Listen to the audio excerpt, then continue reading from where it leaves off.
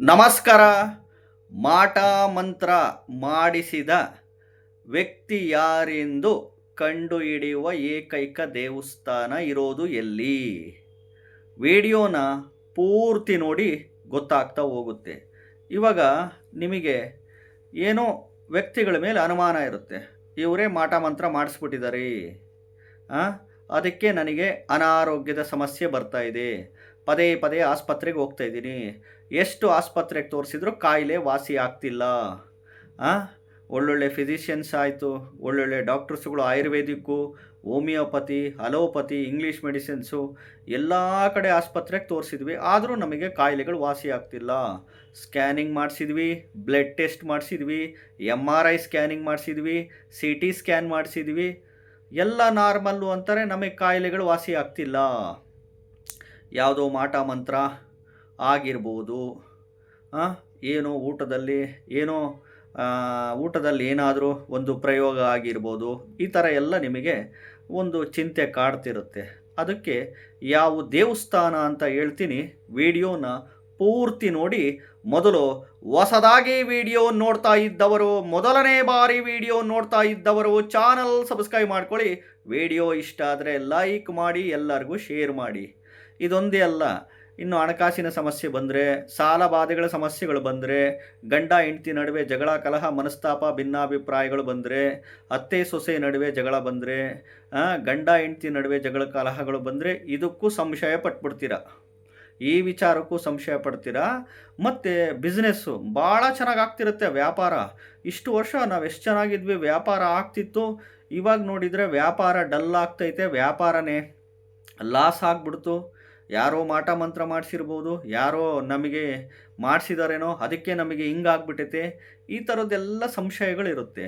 ಇವೆಲ್ಲ ಯಾಕಪ್ಪ ಬರುತ್ತೆ ಅಂದರೆ, ಈಗ ನಿಮ್ಮದು ಯಾವುದೇ ರಾಶಿ ನಕ್ಷತ್ರ ಆಗಿರಲಿ, ಯಾವುದೇ ಲಗ್ನದಲ್ಲಿ ಹುಟ್ಟಿರಲಿ, ಯಾವುದೇ ಗ್ರಹದ ದಶಾಭುಕ್ತಿ ನಡೀತಿರಲಿ, ದಶಾಭುಕ್ತಿಗಳಲ್ಲಿ ಈ 3ನೇ ಮನೆ, 6ನೇ ಮನೆ, 8ನೇ ಮನೆ, 12ನೇ ಮನೆ ಮತ್ತು 4ನೇ ಮನೆ, ಇವೆಲ್ಲ ರಿಲೇಟೆಡ್ಸ್ ಬಂದಾಗ ಏನಾಗುತ್ತೆ, ಒಂದು ಅನಾರೋಗ್ಯದ ಸಮಸ್ಯೆಗಳು ಕಾಡ್ತಾ ಹೋಗುತ್ತೆ.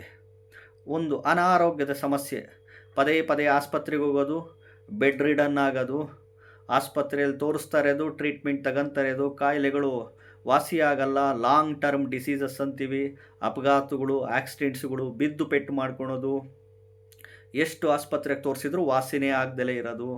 ಇದೊಂದೇ ಅಲ್ಲ, ಫೈನಾನ್ಷಿಯಲ್ ಲಾಸಸ್, ಹಣಕಾಸಿನ ಸಮಸ್ಯೆ, ಸಾಲಬಾಧೆಗಳು, ಈ ಗಂಡ ಹೆಂಡತಿ ನಡುವೆ ಜಗಳ ಕಲಹ ಮನಸ್ತಾಪಗಳು, ಇದರಿಂದ ಯಾರೋ ಮಾಡಿಸ್ಬಿಟ್ಟಿದ್ದಾರೆ ನಮಗೆ ಅಂತಂದ್ಬಿಟ್ಟು ಈ ಸಂಶಯಗಳೆಲ್ಲ ಇರುತ್ತೆ.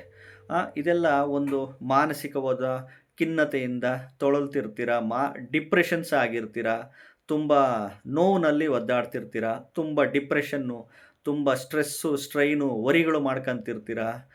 ಸೊ ಹೀಗಾಗಿ ಇಂಥ ವಿಚಾರದಲ್ಲಿ ನಿಮಗೆ ಅನುಮಾನ ಇದ್ದುಬಿಡುತ್ತೆ, ಯಾರೋ ಮಾಟ ಮಂತ್ರ ಮಾಡಿಸಿದರೆ ಹಂಗೆ ಹಿಂಗೆ ಅಂತ. ಅದಕ್ಕೆ ನೀವು ಈ ಕ್ಷೇತ್ರಕ್ಕೆ ಮಾಟ ಮಂತ್ರ ಮಾಡಿಸಿದ ವ್ಯಕ್ತಿ ಯಾರೆಂದು ಕಂಡುಹಿಡಿಯುವ ದೇವಸ್ಥಾನ ಯಾವುದಪ್ಪ ಅಂತಂದರೆ, ಈ ದಾವಣಗೆರೆ ಜಿಲ್ಲೆ, ದಾವಣಗೆರೆ ಡಿಸ್ಟಿಕ್ಟು, ಹರಿಹರ ತಾಲೂಕು ಹತ್ರ ಬರುತ್ತೆ. ಉಕ್ಕುಡಗಾತ್ರಿ ಅಜ್ಜಯ್ಯ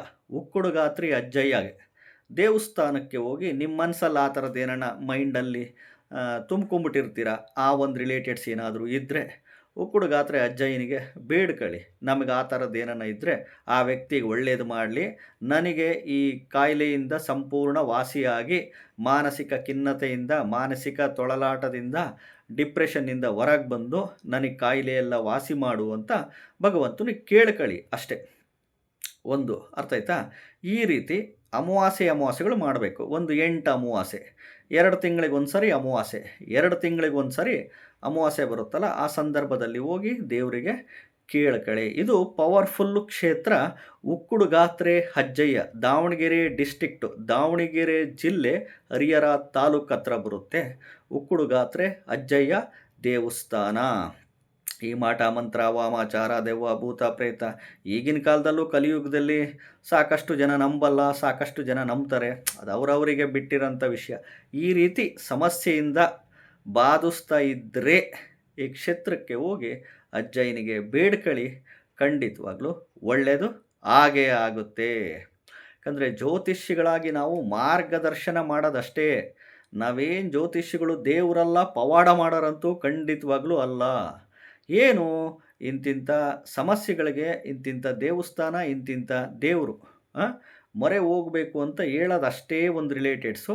ಮತ್ತು ಜಾತಕದಲ್ಲಿ ಎಸ್ಪೆಷಲಿ ದಶಾಭುಕ್ತಿಗಳಲ್ಲಿ ಆ ಮನೆಗಳು ಬಂದಾಗ ಮನುಷ್ಯನಿಗೆ ಸಹಜವಾಗಿ ಬಾಧಿಸ್ತವೆ. ಅದು ನೀವು ಈ ರೀತಿ ಕಲ್ಪನೆಗಳು ಮಾಡ್ಕೋತೀರಾ. ಒಬ್ಬೊಬ್ಬರಿಗೆ ಹೌದು ನಮಗೆ ಮಾಡಿಸ್ಬಿಟ್ಟಿದ್ದಾರೆ ಮಾಟ ಮಂತ್ರ, ನಮಗೆ ಗಾಳಿ ಸೋಂಕಾಗಿದೆ, ನಮಗೆ ನೆಗೆಟಿವ್ ಎನರ್ಜಿ ಆಗಿದೆ, ನಮಗೆ ಬ್ಲ್ಯಾಕ್ ಮ್ಯಾಜಿಕ್ ಮಾಡಿಸಿದ್ದಾರೆ ಅಂತ ಅಂದ್ಕೊತಿರ್ತಾರೆ.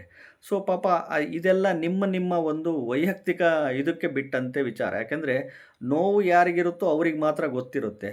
ಇದು ಇದು ಸರಿ ಇದೆ, ಇದು ಇಲ್ಲ ಅಂತ ವಾದ ಮಾಡಲಿಕ್ಕೂ ಆಗಲ್ಲ. ಈ ಒಂದು ಸಮಸ್ಯೆಗೆ ಪರಿಹಾರ ಸೂಚಿಸಿದ್ದೀನಿ.